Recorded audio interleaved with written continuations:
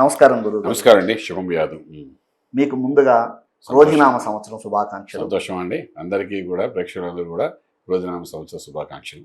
ఈ తెలుగు నూతన సంవత్సరంలో ఎవరెవరికి ఎలాంటి లాభ నష్టాలు ఉన్నాయి, ఆదాయ వ్యయాలు ఎలా ఉన్నాయి, ఇలాంటి వివరాలన్నీ మా కోసం ఒకసారి చెప్పండి. తప్పకుండా అండి.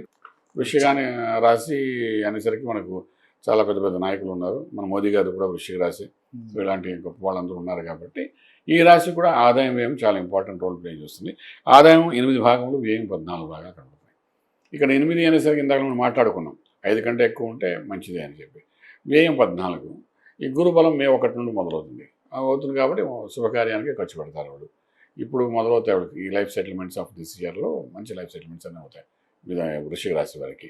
సో మ్యారేజ్ కానీ వాడు మ్యారేజ్ అవ్వడం కానీ, అలాగే ఇల్లు పనులు మనకి ఇల్లు కొనడం కానీ, ఎప్పుడు అకస్మాత్తుగా పూర్వాశ్రమంలో తల్లిదండ్రులకు రావాల్సిన ఆస్తిపాస్తులు రావడం కానీ, అలాగే మనకు వంశపారంపర్యంగా వచ్చే కొన్ని గౌరవాలు అనుకోండి, లేకపోతే కొన్ని నిధుల నిక్షేపాలు అనుకోండి, ఇవన్నీ కూడా జరగడం కానీ, ఎన్ని కోర్టు ఇష్యూస్ ఉంటే కోర్టు ఇష్యూస్ను బయటపడడం కానీ, రకరకాల ఇంక ఈ సంవత్సరం అంటే వాడు లైఫ్ టర్నింగ్ పాయింట్ అనుకోవచ్చు.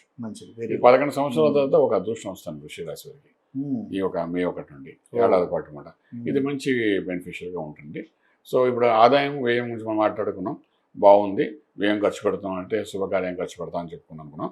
అలాగే రాజపూజ్యం 4, అవమానం 5 ఉంటుంది. రాజపూజ్యం అవమానం పెద్ద తేడా ఒకటే పాయింట్ కాబట్టి మనం భయపడక్కలేదు.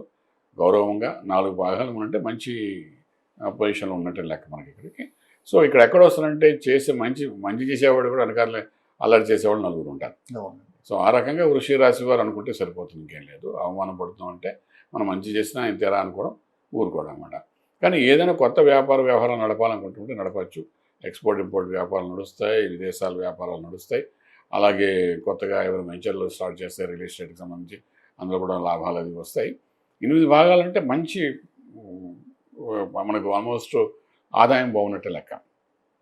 ఖర్చు ఆదాయం 2 కలపకండి. ఇక్కడ ఆదాయం బాగుందలే చూసుకోవాలి. ఆదాయం బాగుంది అంటే ఖర్చును పెట్టచ్చు, ముందు అనుకున్న కమిట్మెంట్ ప్రకారం ఖర్చు పెట్టచ్చు. ఇప్పుడు శుభకార్యానికి కదా 14 భాగం అంటే.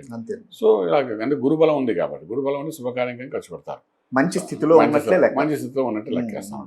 సో మనం వృశ్చిక రాశి గురించి కూడా ఈ సంవత్సరం పెద్దగా కంగారు పడవలసిన అవసరం లేదు, అంతా బాగానే ఉంది అనుకోవచ్చు. దక్షిణామూర్తి మహామంత్రం చదువుకుంటే, దక్షిణామూర్తి చదివితే అది చాలా బాగా పనిచేస్తుంది, కొంచెం ఎఫెక్టివ్గా నిలబెట్టుకున్నట్టు ఉంటుంది.